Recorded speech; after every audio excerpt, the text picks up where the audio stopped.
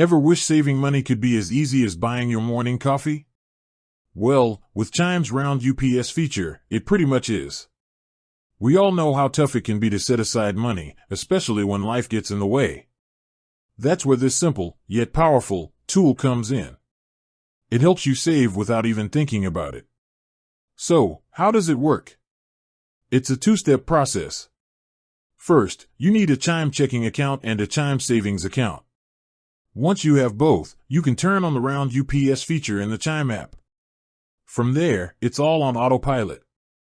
Every time you use your Chime Visa debit card to make a purchase, Chime automatically rounds up the transaction to the nearest dollar. That spare change, the difference between what you spent and the next whole dollar, is then instantly transferred from your checking account to your savings account. Let's say you buy a coffee for $3.50. Chime rounds that up to $4 and transfers the 50 cents into your savings. It might seem small, but those little bits of change add up faster than you'd think. It's the ultimate set-it-and-forget-it way to build your savings, whether you're working towards a specific goal or just building a rainy day fund.